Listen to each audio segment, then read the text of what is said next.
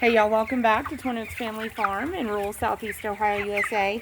We're doing a show and tell and share Saturday here, September 28th, 2024. And we're actually in the meat bird barn. My husband and I are doing chores and getting the feeders filled up, getting the waters cleaned and filled up, put some fresh bedding down for the chickens. These chickens are about 24 days old and they are specifically raised for poultry production. They're considered meat chickens, so they're raised for a relatively short amount of time. They are specialized by selective breeding to grow rapidly and efficiently, and at about 6 weeks old, be ready for processing, butchering and processing into poultry. So generally, one of the things that you observe in a flock of meat chickens is uniformity of growth, meaning that most of the chickens attain about the same size at about the same time, and at about the same pace. There can be a noticeable difference sometimes between roosters and hens, or males and females. In a flock like this, we get them straight run, so that means we take them a certain quantity as hatched, so we have both males and females. So the males do tend to grow a little faster than the females and potentially get a little bigger in your production time.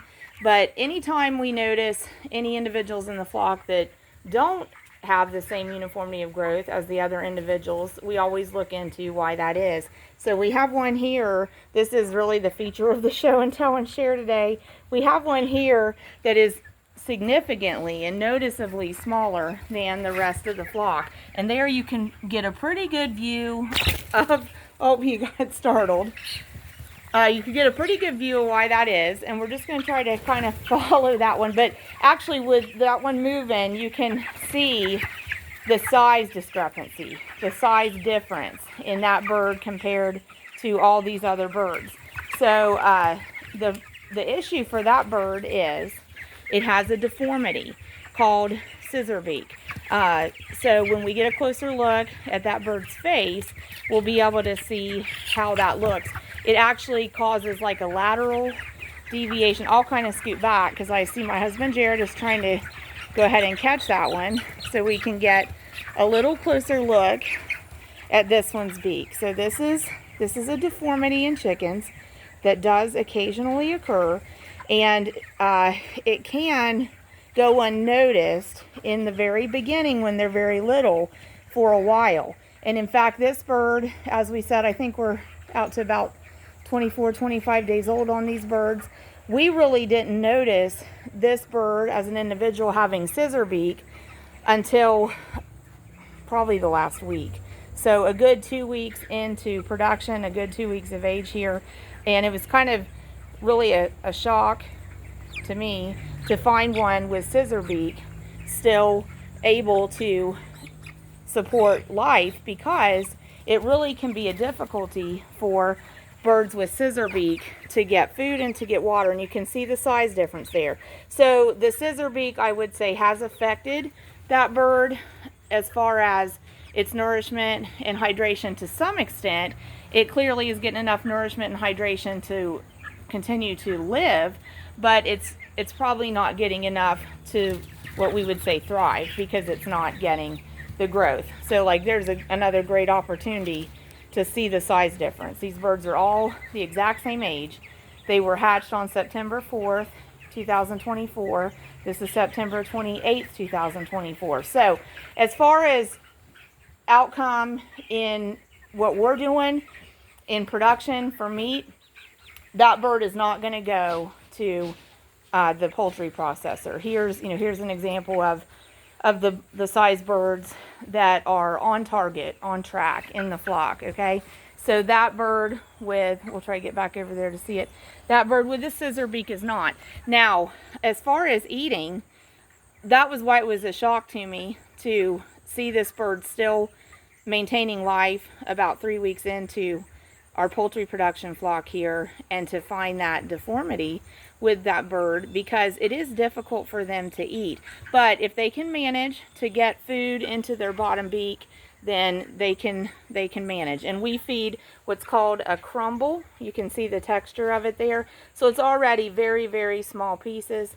That has allowed that bird to be able to get the food into its bottom beak and eat. So the other issue can be water. If you're raising chickens and you happen to have one that has the beak deformity, the Scissor-Beak, water can be an issue, them staying hydrated, because like when they go to the water, so we'll watch some of the typical chickens drinking water, they're putting their beak down in the water tray, getting water in their beak and holding their head up, and then letting the water, go down their throat, basically.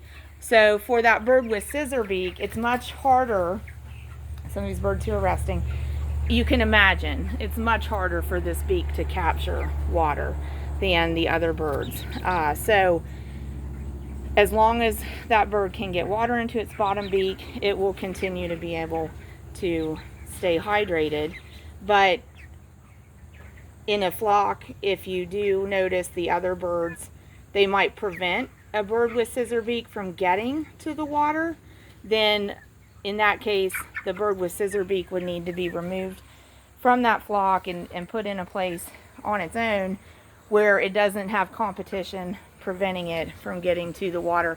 Of common chicken deformities, Scissor-Beak is probably accounts for about 10% of the common deformities. So I'm not saying that 10% of chickens are affected by Scissor-Beak. I'm not saying that. I'm saying of chickens affected by common chicken deformities, 10% of the time that deformity is going to be a Scissor-Beak deformity.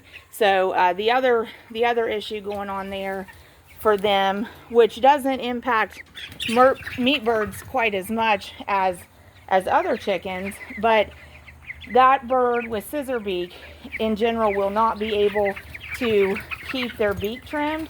Chickens kind of naturally will keep their beaks trimmed by, like, not sharpening, but honing it, maybe, against the ground or when they're foraging. But for a bird with Scissor-Beak, since you have that lateral deviation and the upper beak and lower beak don't line up, then they can't maintain keeping that beak trimmed. So if you were going to have one that, would stay in like an egg production flock for several years, that bird might manage fine with eating and drinking, and the chicken owner may just need to help kind of keep that trimmed. You'd have to do some research, learn about the best way to help keep the beak trimmed. So we've moved on looking at the typical individuals in the flock, and this group is going to be in poultry production for 41 days here. So at day 41 is when we'll load them into live poultry transport crates. We have those stored on the wall in the building. What we're seeing there is the top of the poultry crate. So about 8 finished meat birds fit per crate. So you can see, we still have a little ways to go, and these birds still have a little ways to grow to be at the finish point for poultry production. But that's a thing that is scheduled ahead of time, their hatch date and their processing date. So these birds being hatched September 4th, 2024, and going to processing October 14th, 2024, the processing date was scheduled the first week of December 2023.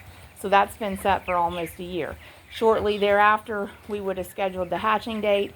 So the hatching date was set for a good 8 to 9 months prior to these birds even hatching, even 6-7 months before they were even in incubation. So here's another good view of the bird with Scissor-Beak amongst the other birds. So you can see it is much more difficult for that bird than for a typical bird. Now it has the coping mechanism of standing up on the tray in order to get a better reach, maybe get at the food at a better angle, so that it can ensure it accommodates its need to get that food down into its bottom beak. But it is, it is holding its own in this flock of meat birds. These birds are the size you see here with the typical birds. In the next just couple weeks before their production cycle finishes and before they go to processing, they're going to like triple in size between now and then. So they're doing really good. This flock is doing excellent on its target feed consumption. We plan on each typical bird consuming an average of about 10 pounds per bird from start to finish. And there's another good look at the size difference. So if you do have a chicken with a scissor-beak, it's not an automatic death sentence. And for us, as far as poultry production, the outcome is this bird with scissor-beak with the deformity in its beak is not going to go to the processor. It's not going to finish for poultry. The honest analysis is, in most meat bird operations, that bird would be a cull bird. It would not be continued to be maintained in the flock, and it would be humanely dispatched. It would be dispatched as humanely as possible, and they would not probably keep that bird in production because it's obvious that it's not going to obtain the growth that the typical meat birds are going to obtain. So it would most likely automatically be what we call a cull bird, where it would just be eliminated from the flock.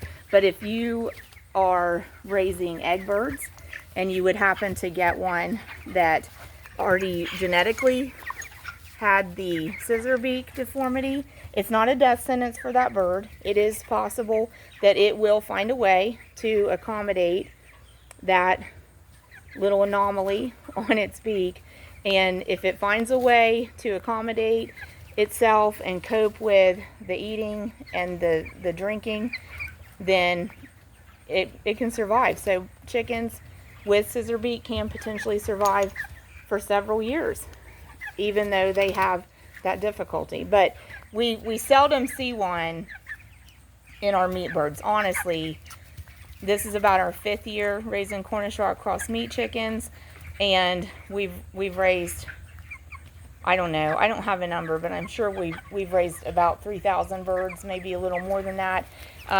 That's only the second time in our meat chickens that I've seen a scissor-beak situation. And the other one that we actually saw on move-in day, and that bird only lived about 3 days, and we presumed that it was the scissor-beak deformity that caused it not to be able to thrive and led to the failure to thrive. So like I said, this situation was really different because we didn't even observe that initially. It was definitely past the bird being 2 weeks of age before we saw it, and what drew our attention to the bird to start with was its small size and stature, that it had not had the same uniformity of growth as the rest of the flock. We're just trying to keep the camera kind of on it. It didn't have the same uniformity of growth as the rest of the flock, and then we started watching it. It got on our radar, but it obviously has found a way to accommodate its eating and its drinking, and it's holding its own with the other birds, and they aren't picking on it. The other birds aren't preventing it from going to the feed. So we're just letting this, it looks like a little rooster to me, letting this little rooster remain in the flock and maintain as long as he possibly can. So we know we won't send him to the processor. So at some juncture we will come to a point of, well, so what are we going to do? Is he going to be like a rescue and remain a pet, or are we going to eventually have to cull him simply because maybe that deformity will prevent quality of life? So as far as scissor-beak in general, that can be a genetic anomaly, or it can be caused by injury. So in the case of this bird, we have to presume it wasn't injury because we monitor the well-being of these birds around the clock almost. We're not in here 24/7, but they're checked so many multiple times throughout the day and in the night. So we didn't observe an injury that would have led to that. So it probably was a genetic anomaly that was not noticeable until the bird developed more. So at any rate, we wanted to show you that. We wanted to show you scissor-beak. It is a deformity that can occur amongst chickens of any kind, meat chickens or egg production chickens. In your egg production chickens, of course, their lifespan is a lot longer than meat production chickens. So, you may legitimately be wanting to find a way to manage such a thing in an egg production chicken, whereas in a meat production chicken, we know right off the bat, well, that bird's not going to make it to processing. So as far as the poultry production outcome, that's not going to be a successful individual. But in an egg production flock, that individual could potentially be successful. You would not want to use a scissor-beaked bird for breeding stock. For sure, if you knew it was a genetic anomaly, you would not want to be passing that on to other birds. So we're going to wrap up Saturday show and tell and share here. Really appreciate you joining me. Want to give some shout outs to some other channels that I really enjoy on YouTube that I hope you'll check out. Tim's Chicken Coop is over in Germany. Fun channel. Watch a live stream there of a flock of chickens, the rooster, the hen, see them interact. Different varieties of chickens, different breeds are in that flock. It's fun to watch them. It's relaxing to watch them. Check them out. Another couple flocks that you can get on YouTube and go see are at Mother Clucker's Chicken Farm and at Clucking Around. Mother Clucker's Chicken Farm is in Florida, USA, and Clucking Around is in Texas, USA. And Florida, thinking of our Florida folks, there's been hurricane going through their area. Don't know exactly what area it's in. We're up here in Southeast Ohio, so it's a little bit removed from us, but our thoughts and prayers are going out to folks in Florida and to our friends at Mother Clucker's Chicken Farm. And also want to mention Farmer Always. Love to watch Farmer Always. This is a Canadian cattle ranch. They have a YouTube channel. It's really cool. You get to see what goes on their ranch. You get to see their cattle operation. Really great folks. All those channels, really great folks, so check them out. And if you love bluegrass music, how about John Hicks Banjo? John Hicks Picks on YouTube. So I'll put some links in description and in comments for those favorite channels. Also, did you know we have memberships at Twin Oaks Farm Poultry on YouTube here? So I want to shout out to our inaugural members that have memberships, official memberships on our channel. Thank you, Tim's Chicken Coop over in Germany. We really appreciate it. Thank you, Tina B here in the USA.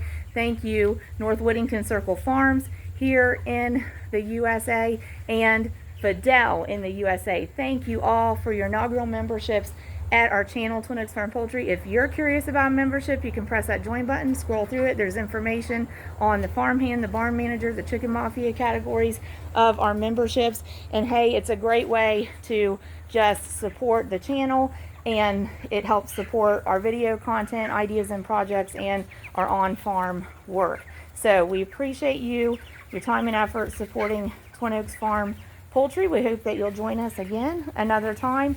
But that was one to feature that little scissor-beaked bird. It was a unique opportunity for us to get to show you that anomaly that can occur in chickens. And so we're going to just kind of do grower pen cam here and let the time kind of run up to the next minute mark and just continue to give you a look at these meat chickens. But right here, folks, if you like the chicken wings and the boneless skinless chicken breast and the winter chicken dinners, this is where it's at. This is how it's made. Real chicken comes from real good chickens raised with great management practices. God bless y'all. Thanks for your support.